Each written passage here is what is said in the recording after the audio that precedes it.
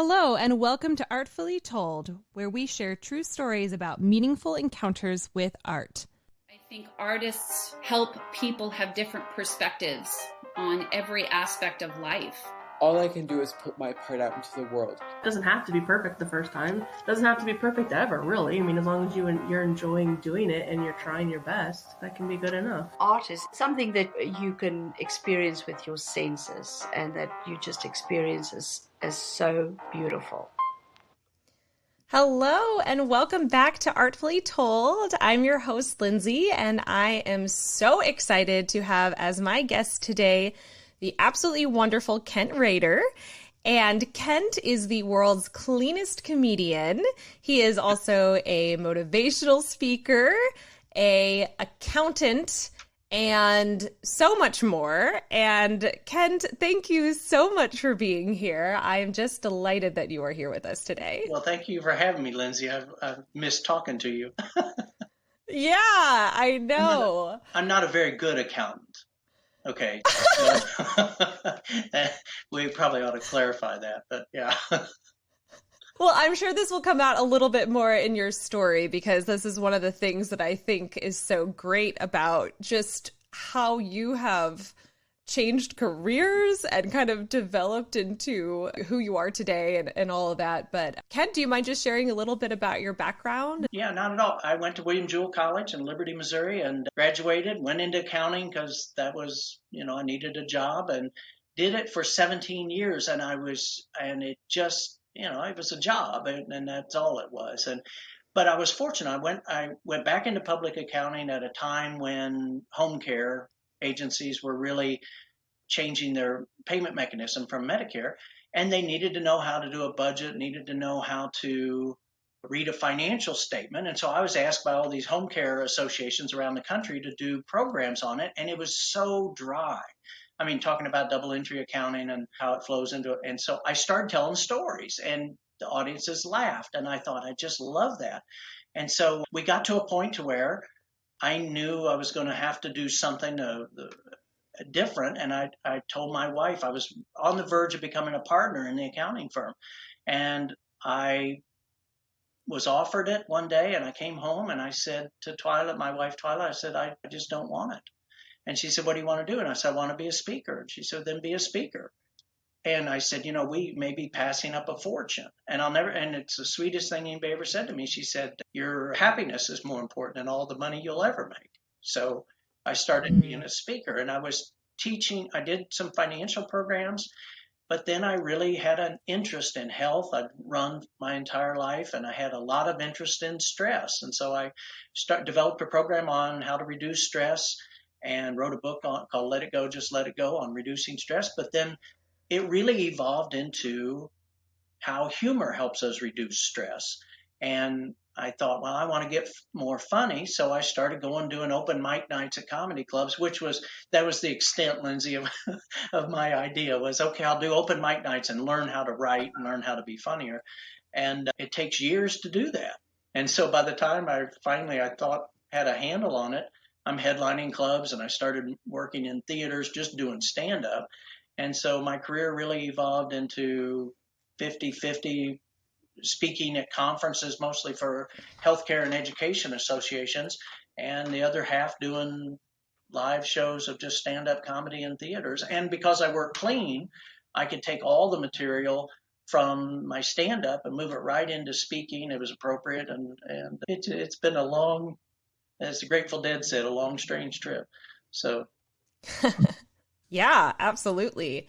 And I would love to touch on something because you do talk a lot about the fact that you are the world's cleanest comedian. And so what does that mean to you? I'm sure there's an intention behind it. So do you mind just sharing sort of what got you to that point? Not at all. And my original thought was I needed to be clean because the material I was writing, I wanted to move into the speaking, and you had to be super clean to be a speaker. But quite by accident, I realized that you never really find what's truly funny unless you work clean. And Chris Rock, who I've known for a long time, came up to me 2 or 3 years ago, and he said, I talk about you and Vic Henley, who unfortunately just passed away this year.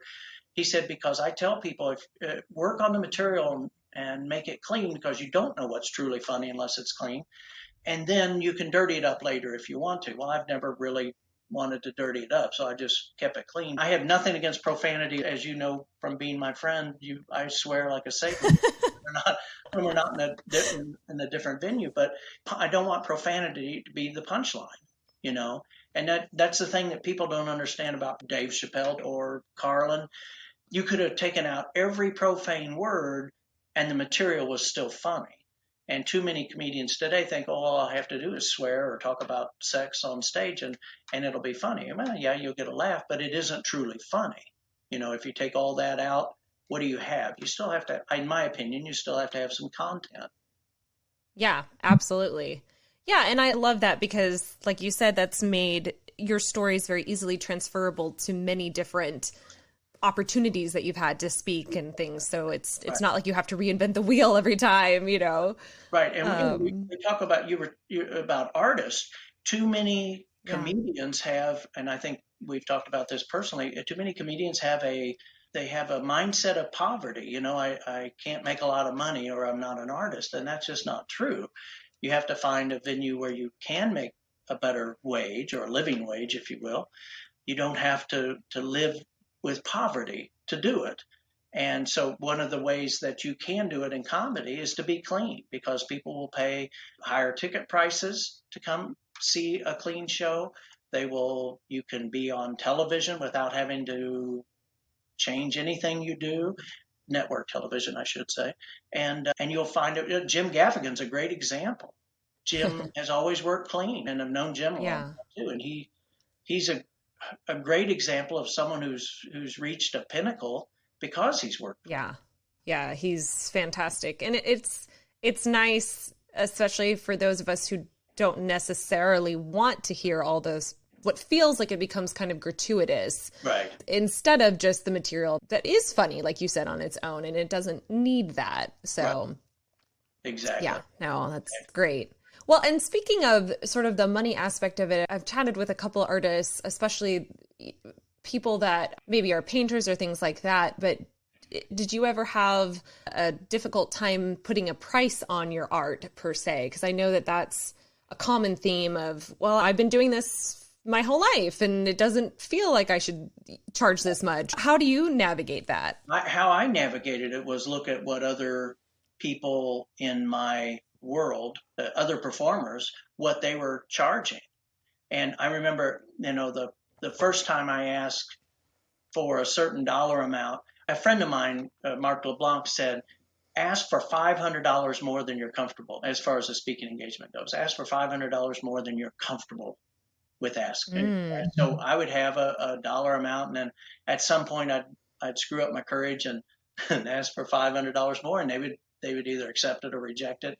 But most of the time they just accepted it. And so I built my fees up in that regard, but first by looking at what people were charging, and then kind of, because I looked at the speakers, you know, very few were as funny as I was, because very few had taken the pains to go to comedy clubs and do a midnight show and go through all of that in order to learn how to be funny. I mean, they may have a 2-minute setup and one joke, and mine are, you know, 7, 8, 10 jokes a minute. And so that's how I developed that. I think getting out of your comfort of what you're asking for is a huge part.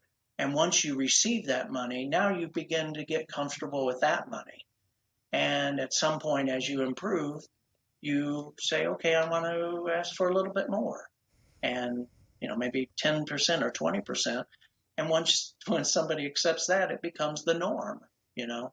But you have a skill. It's not a skill like an accounting, but I mean, the way you can perform with your body as a dancer is something that I will never be able to do.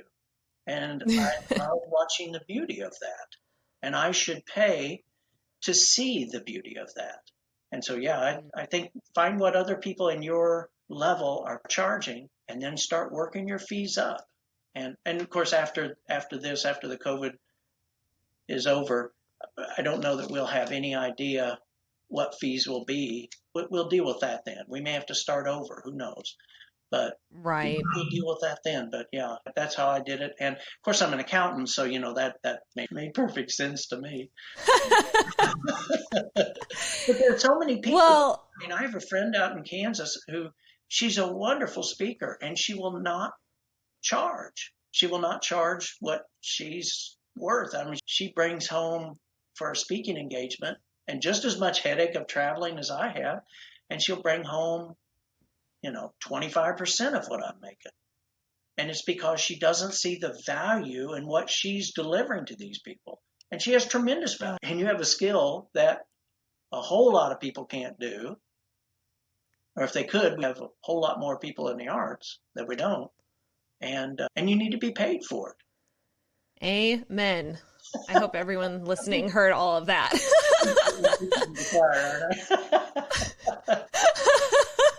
Because there is so much value to the arts, and and obviously those who have listened to this podcast for a while kind of know my stance on it and how much I know that the arts can have such a beautiful impact on people's lives and on culture and the change that it can bring. And so, but the people that create that, they are providing something of value. And so, yeah, getting paid for that is important. So, right. And there is no reward for being a starving artist.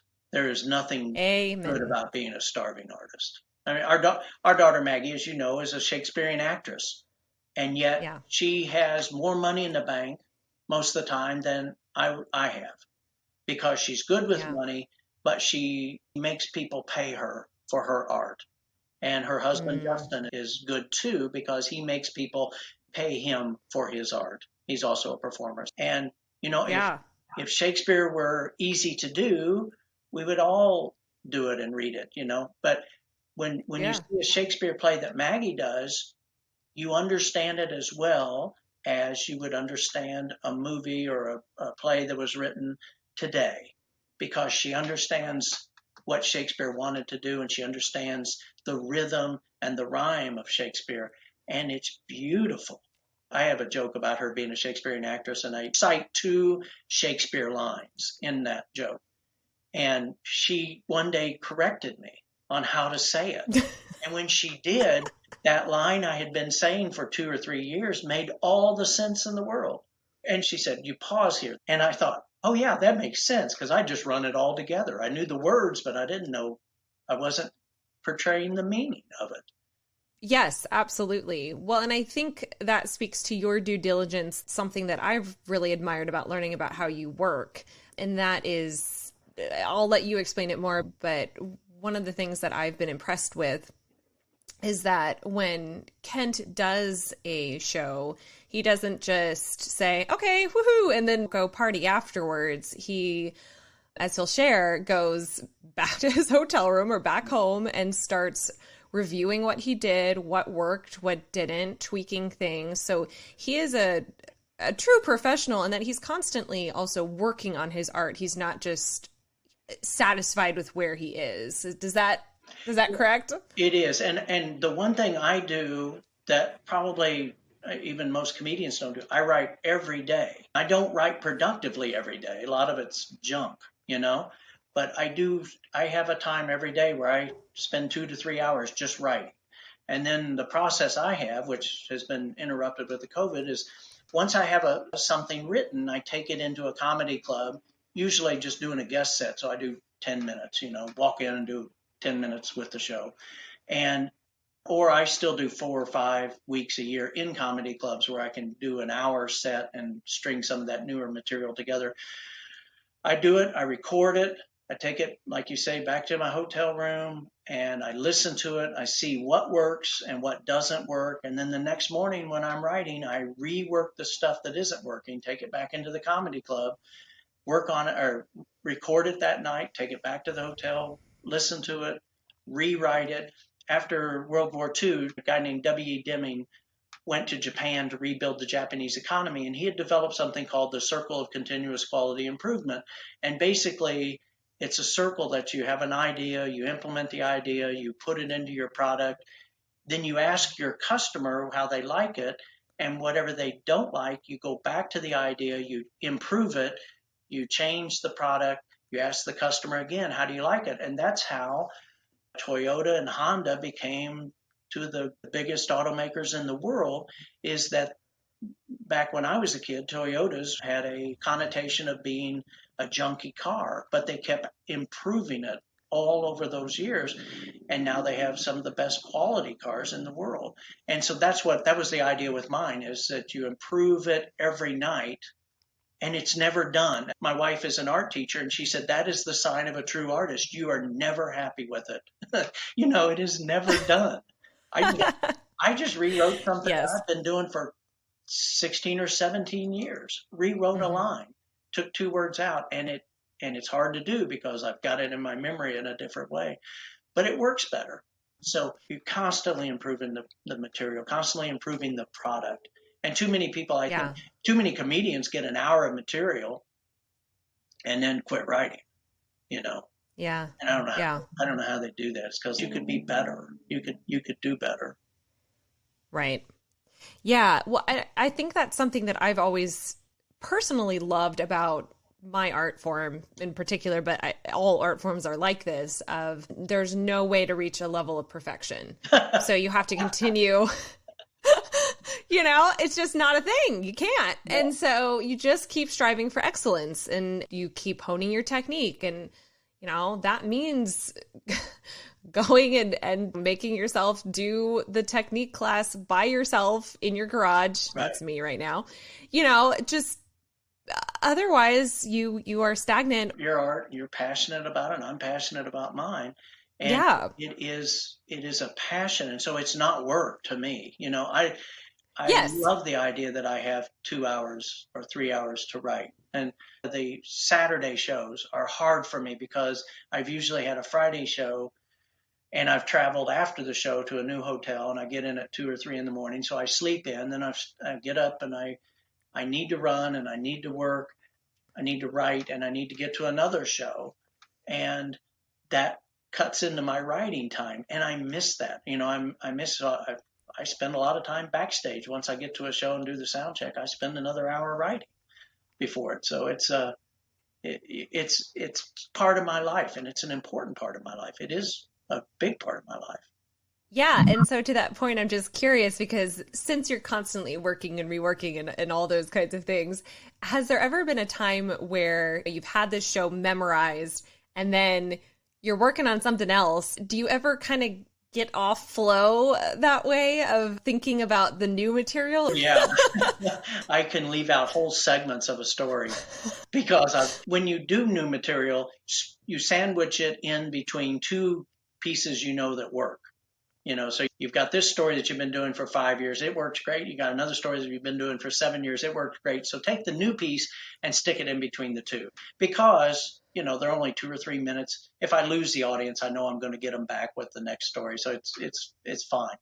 But I can be so focused on that new thing that the piece in front of it, I can leave out half of it, because my mind is not there. My mind is on the new material. And so Twyla, I'll listen to a recording and she'll go, "Oh my gosh, you left out 2 whole minutes." I go, "Yeah, I know. It's an odd thing in my mind, what I'm doing." But the audience probably doesn't know that. One time I had to do a show, and they had a dinner in front of it, and they were struggling to get the dinner served. And the lady said, "We got stuff after you. And so we're going to have to go on." And eating and comedy don't work well together. And so I said, "Okay, it's your show." And they're still eating, so they're not listening. And then after they quit eating, I get them back, and it was a 45-minute show probably. And so 20 minutes of it, they're still eating. And so it struggles, and then the last 25 minutes, everything's great. And she comes up to me and she tells me what a great show it was. I go, "Are you kidding me? You have no idea how good this show could have been had they not been eating." She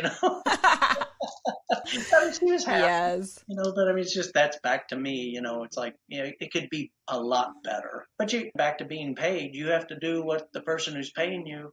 And that's why you're a professional, Right. You have to be able to overcome all of those things that the person who's paying you, the obstacles they throw in front of you, Yes. One of the things I hate to do is take an intermission in a show, because comedy builds on itself. And it's like starting all over. But I understand that theaters need the the revenue from the drinks to survive. And so I'll take an intermission. And how I did it was I built a second opening 3 minutes. So it's like I'm starting all over with a new opening. And it works. I don't enjoy it, but the theater and the audience do. Yeah, absolutely. Yeah. Well, and back to Twyla, because I know that she has always been obviously very supportive of what you do, and I think that's incredible. But I just have to ask, so when you run new material by her, is she like your greatest advocate and just like laughs because she's so supportive, or is she also your greatest critic and says, yeah, she's the that's greatest silly. critic. And I mean that, she and Maggie will tell me the truth, okay? And Love it. that's what I need. Everything I write is the greatest thing ever written, according to my mother, you know? Yes. And that feels good, because Right. your mother should support you that way. But that's not what helps me. Twyla laughs at, it's funny, she laughs at very little at what I say. You know, now she'll laugh at a show because she's with the audience. But when she does laugh at something, then I have to keep it in there. Stephen King wrote a book called On Writing, and it's about his process of writing. And he said he had an ideal reader, which is his wife, who is a poet. And that's who he writes for. And that's who I write for. I write to make Twyla laugh. And if Twyla laughs at it, if Maggie thinks it's good, then I'm good with it. I had a bit about Maggie when she was in high school, and I run everything past my family. If it's about them, I run it all past them to ask them if it's okay, because I wouldn't want to hurt my loved one's feelings for something Right. for a joke, you know. And Right. so I wrote something about Maggie when she was a senior in high school, and she said, you know, you're fine to do it. It doesn't bother me, but it's not funny. And I thought, she's just saying that, you know, she's 18. And so Right. I did it for every night for a month, and it tanked every night. And I finally had to admit to her, you're right, it isn't funny. Oh, no. But I wrote something the other day, and I wrote a little piece about this woman that spoke at one of the conventions, and she said she believed that every household should have one vote in the election. And her quote was, in a godly household, the man would have the final say, which is something I completely disagree with. And my joke, I think her husband ought to tell her to shut up. And I thought that was way over the line. Okay. Oh. And I said it to Twyla, and she laughed out loud, and I had to put it in. And I made a comment. Yep. I said, "Don't blame me. I just thought of it. Twyla's the one who laughed, you know, and so it's her fault that it's here." She's a critic in the good way, and Maggie is as well. But I need that. I need that honesty from them, and it comes from a place of they want the best for me. You know, my son Keith is not critical of me. And I think he was afraid he would hurt my feelings. Now he would speak up if it was something really, really bad. Maggie will tell me the truth, and Twyla will tell me the truth. And that's what I need. Yeah, absolutely. Well, so I'm curious, are there any particular stories that come to mind as far as maybe of your own experience as a comedian, something that happened that comes to mind as being either meaningful or funny or whatever, or from your own perspective of having viewed other art, or anything that's just like really stands out to you as far as, you know, an interaction with art, essentially? Like I said, my wife is an art teacher, and so she appreciates visual art much more than I do. And that's what I love about I cannot fathom how you write a dance and be able to visualize that in your head of the movement. And I can't I have no concept of how someone takes a landscape or a picture or an idea of somebody's face and then can put that onto a canvas. But Twyla can. And so she loved George O'Keeffe, and we'd go to New Mexico and they have a George O'Keeffe museum. And when I remember George O'Keeffe said, to create one's own world in the arts takes a lot of courage. And I thought that's what it really took for me, was a lot of courage to leave a steady job. And I would never have known that had I not been with Twyla and tried to understand the visual arts of painting and pottery. I love the movement of your art, even though if you've seen me perform, I stand there. I don't move, you know. Right. But occasionally But one of the things that I wrote, let's see, I did a thing about, I did a thing about our grandson playing video games. And so when I perform it on stage, I have my head down and I'm put my thumbs together and I'm punching my thumbs like a kid playing a video game. And so every time I talk, I'm standing there, and then every time I'm having Kai talk, I'm got my head down punching the video games. And Maggie saw me on TV one time and said, "Where did you learn about anchoring?" And I go, "Anchoring? I don't know anything about anchoring." And she goes, "Oh, that's something that Shakespeare had developed 400 years ago, was that I anchored the character, because every time I've got my head down and doing my thumbs, I don't have to say, Kai said this. I just say it because the audience understands why I stand in there." And so, it's amazing that I came up with an idea that Shakespeare came up with 400 years ago, and she told me all the ways you can anchor. It's through speech or voice or gesture or whatever.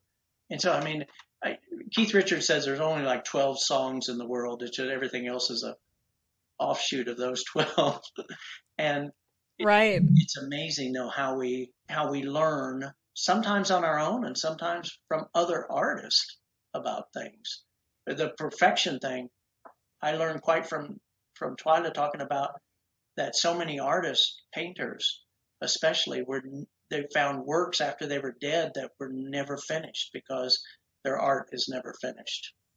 Yeah. Excellent. Yeah, well, I rambled on. Well, no, I love it. And I think that it's interesting because you have a unique background and perspective. And then with having Twyla bringing in all of her art, and then your daughter and son-in-law with their art. And it's just, you've got such a rich atmosphere to work from. And that's really cool. It is. I think that when you have artists, when you are around artists, you learn from them and you're encouraged by them as well. And you're supported by them. That's one of the things I loved about last year's Fringe Festival was you guys came and saw me and I went and saw you. And I loved that we were supportive enough of each other. And I don't understand I could never do your art. One of the musicians did a thing of all new songs, and it was beautiful. And it was a beautiful setting and it was beautiful music. And I thought I couldn't do that if in 1,000 years, but I enjoyed it. And I learned from it. I learned from the process. So, yeah, I think it's great if we support each other. Yes, I absolutely agree. That's something that I've always really appreciated about the Fringe Festival is the atmosphere of we're all in this together and we're just manifesting in different ways, essentially. But, I had a great time. I went to go see Kent and had a great time at his show. And then he came to support my show. But we all kind of support each other within the community, which is really amazing. And I think that it helps, maybe indirectly, but it helps our own art forms when we can watch and absorb the things that, another artist does so well. And you think, oh, I wonder how I could, utilize that somehow. Or for you, maybe you're getting new material because you're watching something and then that sparks an idea. And so every little interaction that you have with art can be really impactful in a different way. Right. Well, and I'm glad you said that because one of the things that every writer, and I'm sure every comedian, we have thousands of little Post-it notes everywhere of ideas, and when you go see, I always have a notebook with me and a pen, even when I walk or when I am at a show, because that sparks an idea. And you think you'll remember it, but you won't. So write it down and then come back and use it in your own creation. And that has been so important. And a lot of mine is junk. I had a Post-it note on my car dashboard, and Twyla saw it the other day, and she goes, "What does that mean?" And I go, "Well, I'm not really sure anymore." It's a great idea when I came up with it. I didn't make it detailed enough, I guess. Right. Oh my word. I think that happens to all of us. Yeah. Well, and it's funny because I have a personal anecdote of being on the receiving end of this. So last year after Kent came and saw our production, we ended up being able to connect and get together and actually start forming a friendship. And the first day he brought his, was it your program that you had written all over? Or maybe it was a notebook, but anyway. Notebook, yeah. And I was peppered with questions, and I loved it because it was so fun to get to share a little bit more about the process and just sort of talk to each other about, oh yeah, what do you think about this? But yeah, no, the notebook is real, folks. Yeah. I'm fascinated with how people write or create, I guess, more importantly. And so when I see a show, I was fascinated how you see that. Or do you see that? Or do you, because I'm so much verbal and all mine is in words, but occasionally I will see a movement that I want to do, but not an hour of total movement of 30 people. So yeah. And how does someone come up with that? You know what? Well, my brain didn't work that way. Thank goodness yours brain works that way, because it was beautiful. Right. But my brain doesn't work the same way yours does to create your art. So, it's all good. Yeah. Yeah. But we can appreciate other art as well. So. Right. Exactly. Well, Kent, I have a couple questions that I always like to ask my guests, if you're game for that. The first is, how do you personally define art, or what is art to you? Art to me is something that you created that is unique to you. And there's a difference in my mind between art and success. Too many people want to be successful, so they recreate something somebody else has created, or they mimic something else that somebody else has created. And that isn't art to me. Success, I mean, how do you define success? It's more important that it's unique and that it's personal to me. And I remember a turning point in my life as an artist was stop making it about your success and make it about bringing joy and happiness to an audience. That was a huge turning point, but also it had to be so personal and so come from me. I want it to be so much about my life that nobody else could make it theirs, but they could relate to it as well. Yeah, absolutely. Well, what do you think is the most important role of an artist? I think to bring joy and happiness and to bring a different perspective, but especially today, we have a lot of difficulty in the world. And if we can help someone through that, that's what I think we should be doing. I wholeheartedly agree. Okay, and then my final question, and I'll define my terms a little bit, but do you think that art should be inclusive or exclusive? And what I mean by that is inclusive meaning that the artist shares a little bit about what inspired the art, whether it's a backstory or a title or program notes or something to give a little bit of context to what they're putting out in the world, versus exclusive, referring to an artist creating something and sharing it with the world, but not providing any background. So it's solely up to the participant or viewer to come up with their own interpretation.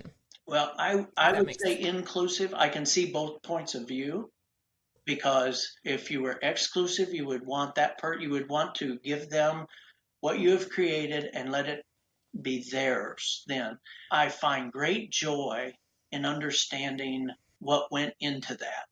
And I think that's probably why I peppered you with all these questions. I wanted to know what went into that. I'm not a big Eric Clapton fan, but I saw a documentary and how he came up with what the song Layla meant to him. He was in love, and the woman was married and didn't, it's a difficult situation. And once I heard that, I fell in love with the song Layla, and when I hear what went into this piece of art, Maggie's working on something that Charles Dickens wrote. and a remake of Great Expectations. And when she told me what Charles Dickens was going through, Great Expectations had a whole different meaning to me than what it had when I read it 30 years ago. And so I think for me, I want people to know what went into that. So Yeah. definitely inclusive for me, but I can see both sides of both viewpoints.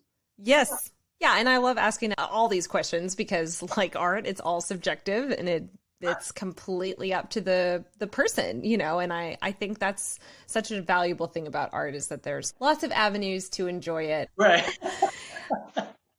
Yeah, without a doubt. We don't all have to agree, that's okay. If we all agreed, but what good is art? There you go. I once heard that, and I'm going to blank on his name, but he's an author, and he said that if he doesn't get at least 10% bad reviews of the works that he creates, he feels like he's not been true to himself. Right. Because if you're everything to everybody, then that's not being honest with who you are. And I really love that. Right. I have people that come to the show don't enjoy my shows, and that's okay because I'm not for everybody. There are comedians that I don't enjoy, but that doesn't mean they shouldn't be artists and they shouldn't be comedians. And yeah. Well, Kent, first of all, thank you so very much for joining me and for being on the podcast. I really appreciate your time. Oh. I would love, if people could connect with you or see some of your work. I know you have lots of avenues for that. Are there some good ways for any of our listeners to connect with you? The best way is probably through my website, kentraderspeaks.com. And I do a daily thing on Amazon called Laughter Matters, which is just a 1 to 2 minute piece on something funny that hopefully will bring everybody a laugh. And so you can look it up on Amazon on their daily flash briefings called Laughter Matters. So both of those are great ways. And then if you go to kentraderspeaks.com, when we get back to performing live, we'll have dates on there as well. Yeah, absolutely. And you have some clips and things like that too on your website? They're on the website, and there's a YouTube channel, Comedian Kent Rader, that you can see them as well. Excellent. Well, thank you again so much. And thank you for being brave and for having taken that big leap of faith back in the day, so to speak, and then continuing to hone and craft your art. I think that you do bring your audiences a lot of joy. I'm privileged to have seen, I think, a couple shows now, but I just really appreciate you. And so thank you. Thank you for sharing art with the world. Thank you. And the other thing about art is it takes a while. Don't give up on it. It takes years, and that's okay. No matter how long it takes us to do it, it's good. But thank you. Thank you for having me. Like I said, you're always a joy to be around. Thanks. Well, and folks, thank you so much for listening to. And if you have a story to share with us, we'd love to hear that. But also, just if you are as inspired as I am after listening to this episode, I'd love if you share with a friend or two. And we will catch you next time. If you have a story to share with us, we would love that so much. And I hope your day has been artfully told.